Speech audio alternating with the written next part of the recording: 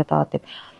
Президенттің тегерегінде бұл азыркы президент гана эмес, бұл бүт эле президенттер тегерегинде да. Бұл Центральная Азия, Совет дооруна бүт мамлекеттердин тегерегинде, президенттердин тегерегинде бир маселе бар да.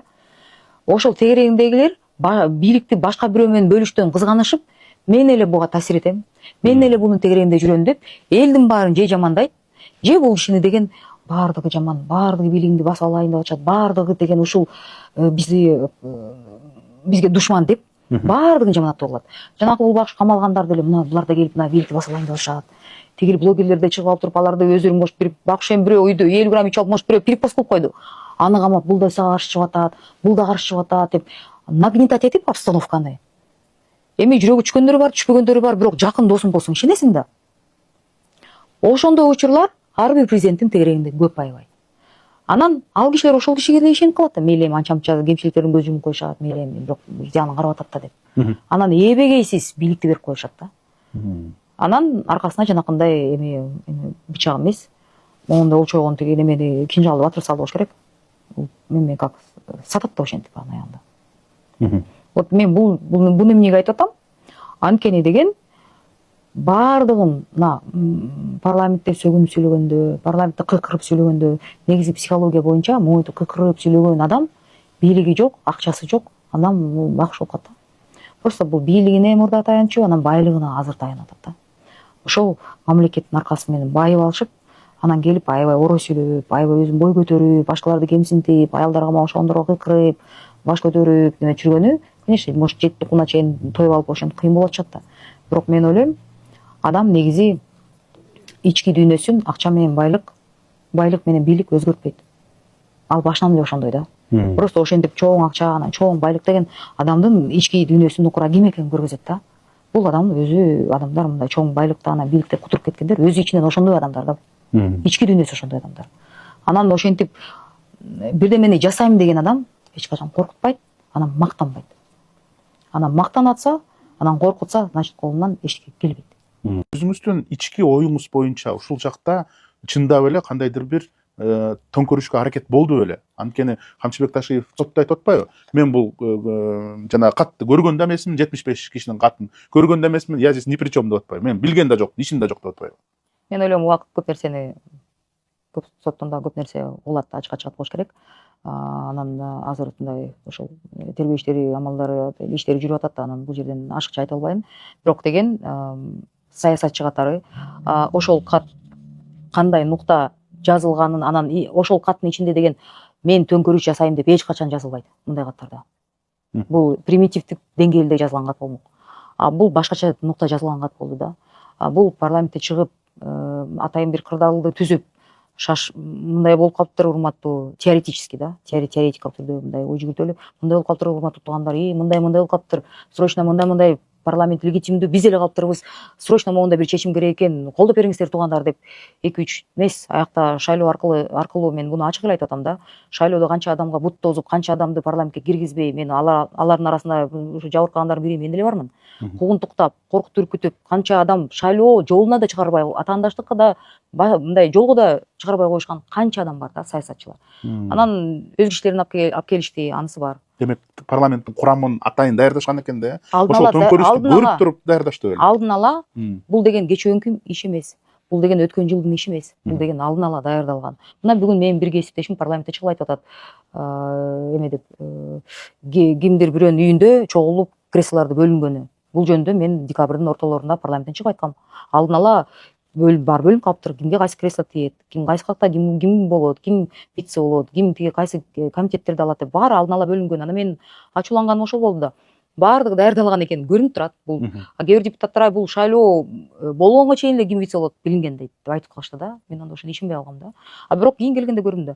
Комитеттердин орун басарын тандап атканда аябай көп мындай эме болуп кетти да, чыр болуп кетип, анан ошондо деген мейли эми бияктан демократия алайлы деп чыгарганда мен ошондо чыгып айткам да. Тиякта диктатура, спикер шайлап атканда диктатура, тиги комитеттен шайлап атканда, вицелер шайлап атканда диктатура болдук. Биякта эмне демократия болуп калдыкпы? Эскиче эле шайлоо атап эле койгула, мо болот эле эскиче эле. Элде эмне бияктан бирибизди кадимгидей бөлүнүп башталды да. жаман мындай ызы чуу чыгып кетпесин деп ошонун алдын ала чыгып отуруп мен трибунада айткан сөзүм ошол болчу да. Дагы бир кесиптешиңиз айтты. Ушул парламенттин курамы президенттин мөөнөтү өтүп кеткен, 1 жылдан бери мыйзамсыз отурат деген сөздөрдү дагы айтып аткан деп. Ошол парламентте айтылып аткан деп. Ошол көп нерселер туура да ошондой да. Мен саясатка кирбей коеюн десем, саясат мага кирип келет экен. Сиздер менен журналист, жазуучу Куттумидин Базаркулов. Муну айтып жатканымдын себеби ушул отпуска учурунда 1 ай жөн эле туруп турайын десем, болбой эле саясат саясаттыгын кылат экен. Мен Жалал Абад телевидениясында, ошондой эле Жалал Абадта, Ошто, Элтар телекомпаниясында, ошондой эле КТРКнын шеф-редактору, Ала Тоо маалымат программасы болуп Жалал Абадта 25 жыл иштегендиктен, анын 20 жылын Жалал Абад телевидениясында жөнөкөй журналисттен, башкы редактор, ошондой эле генеральный директор болуп иштегендиктен, мен Жалал Абадтагы саясатчыларды жакшы билем. Ошондой эле Дорунбек Садырбаев, Өмүрбек Текебаев жана башка саясатчылардын мен жүрүм турумдарын жакшы билем.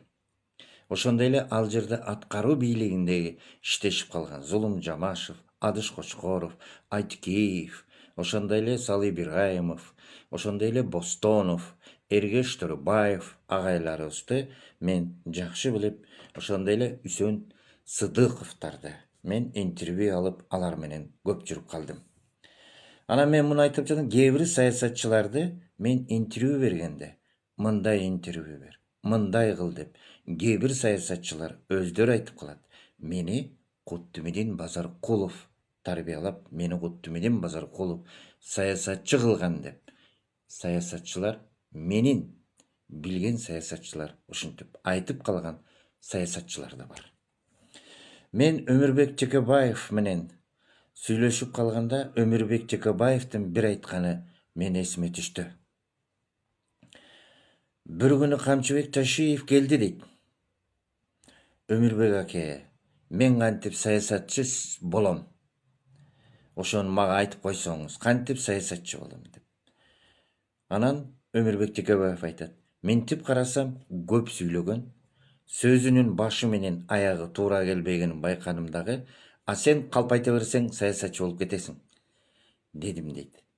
Анан кийин карап көрсөм, ошондой эле калпты көп айткан, барбаган жерин барган, кылбаганын кылгам деген чоң саясатчы болуп чыкты деп Өмүрбек Текебаев өзү Ташиев туурасында айтып, каткырып күлгөн. Чындыгында эле бүгүнкү күндө Ташиев ошондой саясатчы болду. Мен силерге ачык айтып коеюн.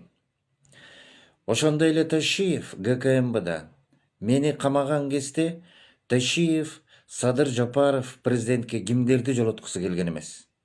Талантбек Масадыковду, Акылбек Жапаровду, Рашид Бостоновду, Салы Ибраим Ташматовду, Тагаевду, ошондой эле Бакыт Төрөбаевду, ошондой эле Өмүрбек Текебаевду президенттин айланасына жолоткусу келген эмес.